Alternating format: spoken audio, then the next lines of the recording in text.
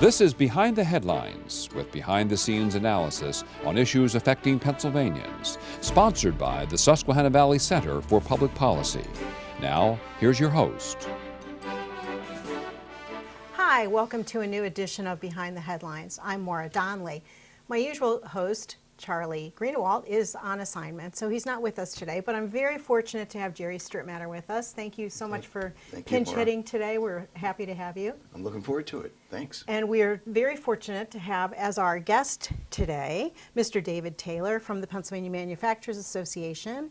You are the president and CEO, correct? That is correct. That's what they tell me. Yes, what they tell you. I think you should stick with that. Okay.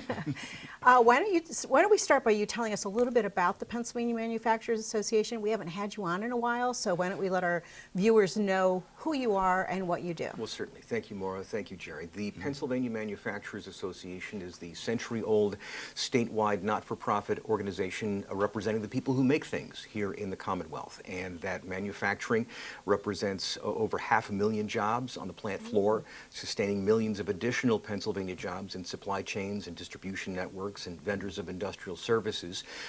Manufacturing is the sector that adds the most value and therefore has the best wages and benefits in the marketplace. Pennsylvania manufacturing creates about $100 billion worth of value every year, and it really is the engine that drives our economy. So PMA's mission is to fight to improve Pennsylvania's competitiveness so that it becomes the smart business decision for people to choose to locate and invest and hire and operate and expand here rather than in one of our competitor states. And do you have a couple battles on your hands right now? Oh, more than a few. More than a few. And certainly that Governor Shapiro's budget proposal recently is anyway, it's deeply flawed, and it's a very poor place to start the overall conversation on state government spending, taxing, and so on. So the foundational fact of Pennsylvania's budget is this, that we suffer from a structural deficit. Well, what does that mean? What it means is that mandatory spending is increasing faster than the growth of revenue to the Commonwealth. And this is due to several things. One is Pennsylvania's demographic crisis, where we have a growing number of senior citizens, people who are beyond their working years and people who in many instances require taxpayer-funded services, combined with too few younger people in their productive years paying taxes. This is due to Pennsylvania's chronic economic underperformance, where we only ever grow at a fraction of the national average. And so, again, with these trend lines, this is something that is structural and needs to be addressed at a fundamental way. The worst thing to do would be to jack up spending, move up the baseline, and burn through our reserves and our rainy day fund. Well, unfortunately, that's exactly what Governor Shapiro has proposed. And when to be competitive, and, and we're not, and we need to be, and you bring up the rainy day fund, as if that is something there that's a sort of safety net. People's homes, at home, you don't take 1/50th of your budget and say, oh, that's my emergency fund and I'm going to be okay. Jere, let me put it in these terms. Yeah. Governor Shapiro is budgeting like a person who doesn't expect to be here 5 years from now. Oh, Right. Correct. that's interesting. Where would he go, Dave? Well, you'd have to ask him about that, but certainly he maintains prominence on the national stage, Yes. and there's every expectation that if successfully reelected, that he'll use that as a launching pad for the White House. That's very interesting. Well, what do you find as some of the most disturbing specific aspects of the budget? Well, We've talked the big picture. So, the overall spending dynamic is very poor, but there are a number of individual components, and the first being energy. That the governor says that he is for all of the above, and yet he continues to put forward, number one, a very destructive carbon tax on the economy, and then also that he's looking to overthrow Pennsylvania's competitive marketplace for electricity, carve out 50% of the market for energy sources of his choosing, several of which, by the way, do not exist, and that would so that would be half of all Pennsylvania electricity. Then you have Pennsylvania's nuclear fleet. It has federal underwriting, so the nuclear reactors are not going to go away. That's about a third of Pennsylvania's electricity production. So that would take Pennsylvania natural gas, which today is over 60% of the market, and it would leave them with only 18% of the market to compete for. So, I mean, this is a plan that's deliberately designed to snuff out Pennsylvania natural gas production. It's just, it makes no sense at all to not develop Pennsylvania's native resources. We should use what we have rather than putting together some kind of contraption to make use of things that we don't have. Shouldn't there be some kind of state input from the executive to have natural gas shipped over to Europe? You know, instead of having them buy energy from our enemies, shouldn't the world be buying our energy? Yeah, the short answer is yes. The longer answer is that there has been a liquefied natural gas export task force headed by State Representative Martina White of Philadelphia. We have private sector dollars, over $1 billion of private sector money, ready to come in to build an LNG export terminal on the Delaware River, and that Representative White says that it would only take 25 more miles of pipeline to connect the existing systems of delivery from the superabundance of natural gas in northeastern Pennsylvania to an LNG terminal on the Delaware. America harvests natural gas and creates LNG cleaner than any other place in the world. Our European allies want it. I spoke with the ambassador of the European Union personally about this. They want our LNG for that reason, because we're the ones who develop it most cleanly, and of course because we're allies. And again, to have an export terminal on the Delaware River, we're a whole lot closer to Europe than Corpus Christi is. So it makes perfect sense. There's private sector interest. All we have to do is get state government to say yes. But why is it in 90 minutes of proposals, I don't believe that was ever mentioned? And even if it wasn't mentioned, what is state government doing now? Well, it wasn't mentioned, and you know, the recommendations of the task force, you know, it remains on the reports on the shelf. And what would be the recommendation for state spending on that, you know, in order to have that go forward? Well, and again, all we need is permission from So no state dollars. government. There's private sector interest, private sector dollars in expanding pipeline capacity, connecting Pennsylvania's energy resource to an LNG terminal, building the LNG terminal. And again, if we do it right, it can be Pennsylvania jobs all the way down. Jobs on the well pad, jobs at the steel mill, jobs at the rolling mill, jobs for our pipeliners, jobs for people working at the LNG terminal, even potentially jobs in the shipping industry to build the ships to carry the LNG to our allies around the world. And these are things that are achievable. These are real things. It's not pie in the sky, but we need state government to act like it wants it. And seem, you know, a state government also didn't go into the highways and the bridges, and instead they want to still keep paying for the state police at an increased level from what they promised a year ago. Isn't that correct? Well, yes. I mean, that's a longstanding problem to have the Pennsylvania Motor Vehicle License Fund, and those proceeds can only be used for transportation. That Governor Rendell wanted to spend more money, and so he put state police funding into the Motor Vehicle License Fund, at least part of it, to leave more money in the general fund for him to spend on other stuff. And so, yes, for budget sensibility, we need those dollars for transportation infrastructure, and so that the state police should be funded out of the general fund to leave those dollars for transportation infrastructure, and we should accelerate that process to make it so. What other aspects of the governor's budget are giving you indigestion? Well, I mean, business taxes that the governor essentially called Pennsylvania employers' tax cheats in his budget address, which is offensive and untrue, and that, you know, Maura, some people are so in love with the thought that there is a pot of leprechaun gold waiting to be claimed and spent, and it's simply not so. So what the governor is proposing is to give the Department of Revenue the powers of the IRS for the purpose of imposing Pennsylvania tax liability on businesses' operations in other states. So Goodness. if you are a tax lawyer or an accountant, you are a big winner. But if you're a Pennsylvania business that happens to operate in operate in other states, it's a massive headache.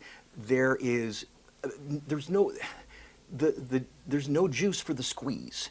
That the governor already has a revenue secretary with the power to disallow deductions that the department believes are not legitimate.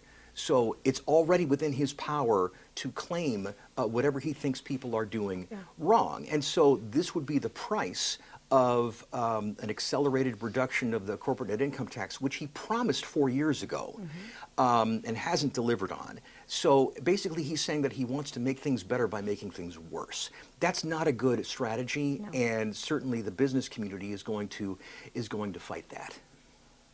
And how can people, our viewers are learning a lot today from you, so thank you very much. If they want to contact you and their legislators, what's the best way to do that? Well, so that they're heard, because there's a lot of people that want to be manufacturers out there that, because of the regulations, the permitting, whatever, maybe just can't get over that hump. How can you help them? Well, you can find us online at pamanufacturers.org. Great. And they also have a brand new report out on the importance of good energy policy that's on the website, so everybody can go there and read the report. Well, Dave, we're really happy to have you here. I'm sorry you have so much angst right now, but we hope that as the budget process works through, some of this goes away. Well, we will see. Time will tell, but we're going to be engaged in the process to fight for a good outcome. Good work. Thanks. That's great. Thanks for doing that. Well, thank you so much for being here. My great pleasure. Thank you. Join us in a few minutes for another segment of Behind the Headlines. Behind the Headlines is brought to you as a public service by the Pennsylvania State Association of Township Supervisors, the largest, most influential municipal association in the Commonwealth. Since 1921, PSATS has been preserving and strengthening township government and securing greater visibility and involvement for townships in the state and federal political arenas. Covering 95% of Pennsylvania's land mass, townships represent 5.5 million residents, more than any other type of political subdivision in Pennsylvania. Additional underwriting provided by the Edward H. and Jeannie Arnold Foundation and by the Pennsylvania Manufacturers Association. Business in Pennsylvania is our business. Behind the Headlines is also supported as a public service by the Pennsylvania Highway Information Association, the go-to source to learn about transportation projects and issues. Visit pahighwayinfo.org. Welcome back to the second segment of Behind the Headlines. On this segment, Jerry and I are very happy to have with us Mr. Bob Latham, who is the Executive Vice President of the Associated Pennsylvania Constructors.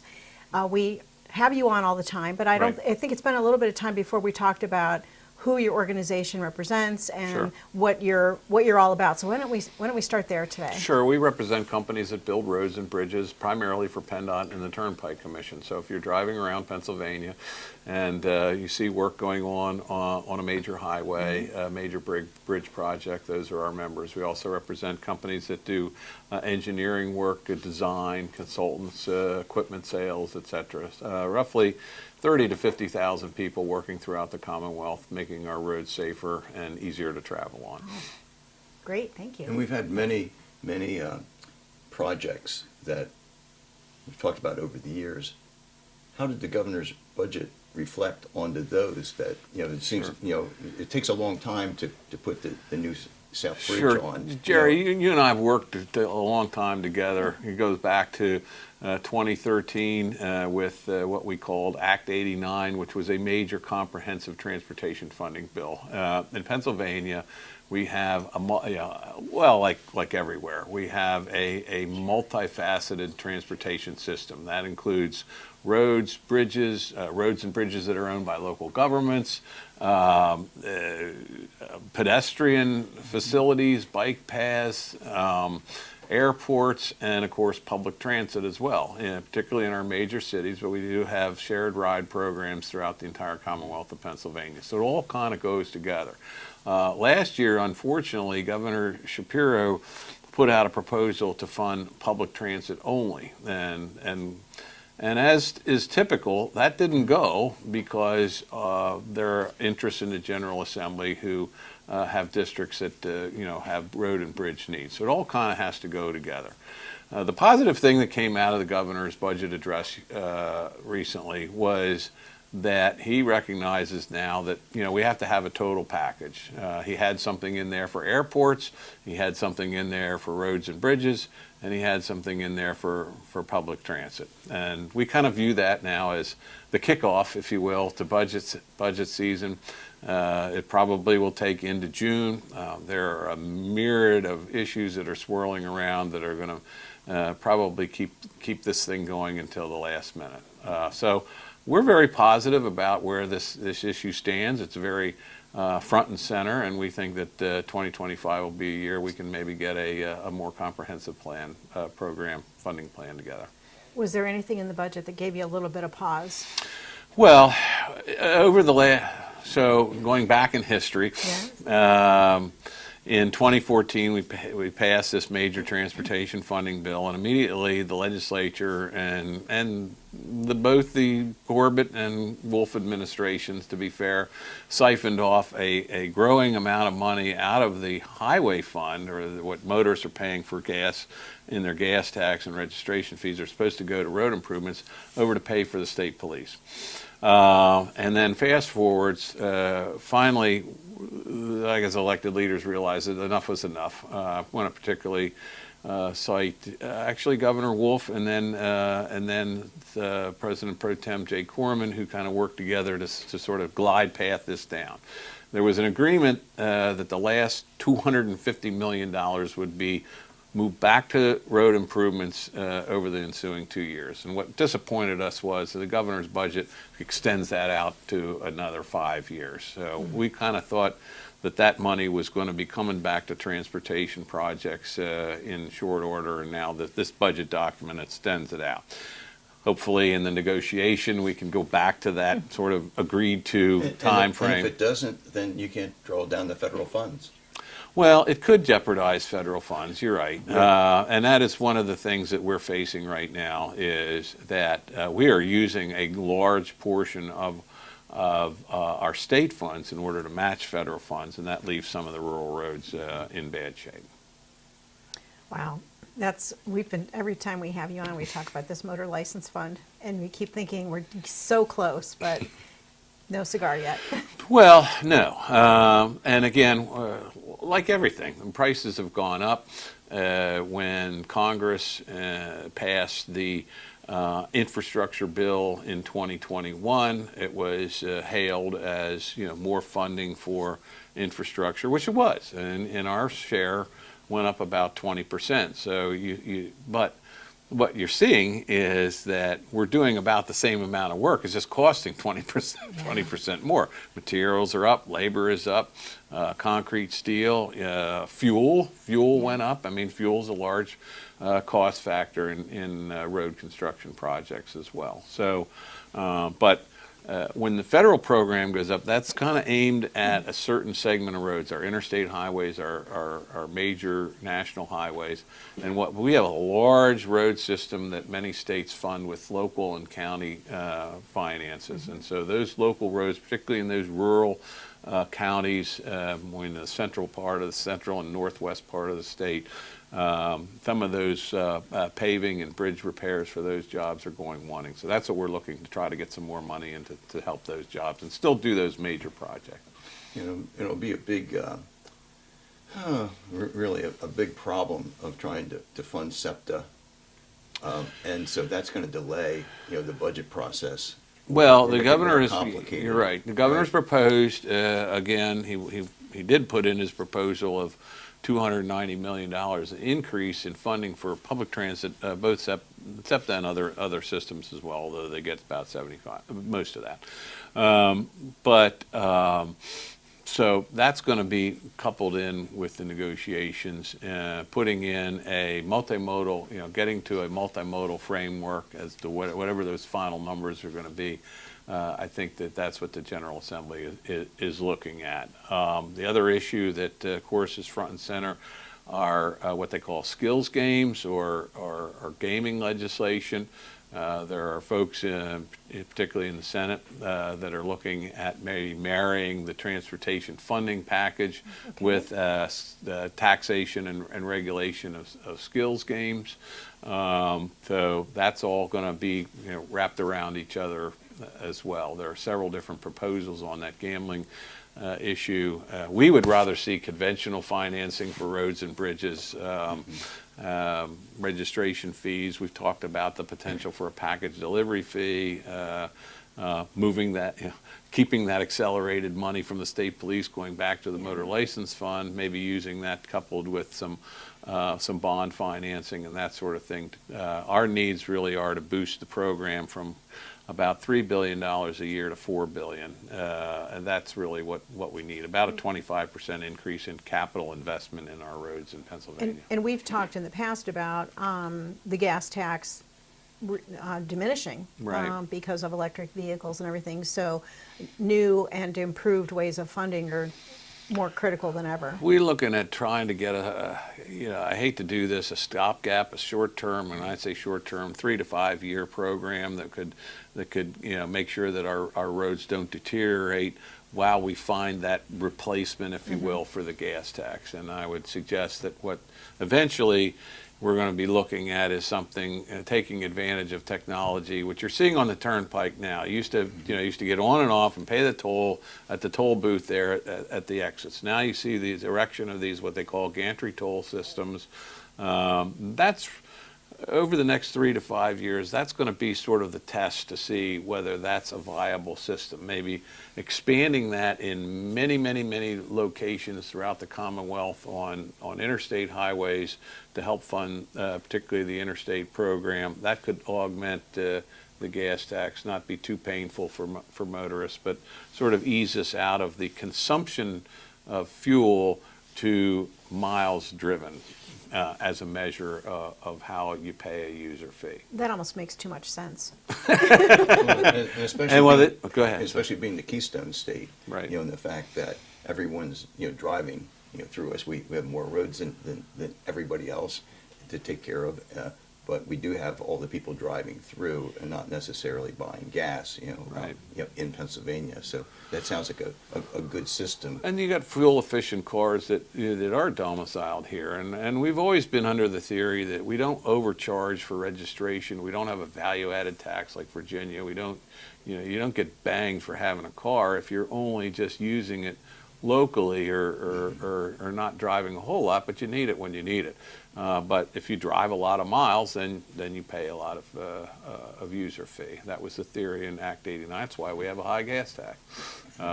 But we have low registration fees, and we're not subsidizing with property taxes and things like that, like makes Maryland. sense.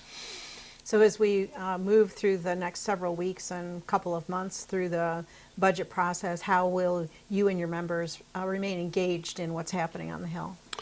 Well, we're going to continue to work with legislative leaders in the administration, and again, we think that a multimodal program is good. We need public transit. We have amazing things coming to Philadelphia. We can't let the public transit system fall apart. We've got the 250th anniversary. We have the World Cup. We have the Major League Baseball's All-Star Game, and the PGA, which golf tournament at Aronimink, which is one of the major events. All this happening in 2026. Oh my goodness. We need SEPTA to be viable. That's pretty exciting. It is very exciting. Yeah. So, and actually, really getting into the weeds, the governor had a number of things in the budget for all these things. So. That's a lot happening in Philadelphia. It's showcasing the Commonwealth of Pennsylvania, and again, it shows the importance of transportation to the whole fabric of the community. So it's important that we fund SEPTA, but at the same time, we have to keep our roads and bridges viable and in good order for commerce and for people to get around.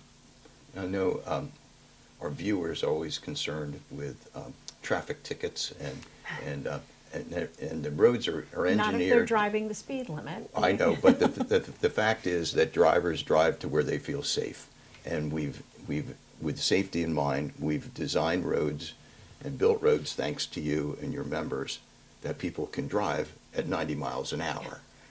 but they should be at Not 55. legally. We don't- Not legally. We do not support that type of behavior.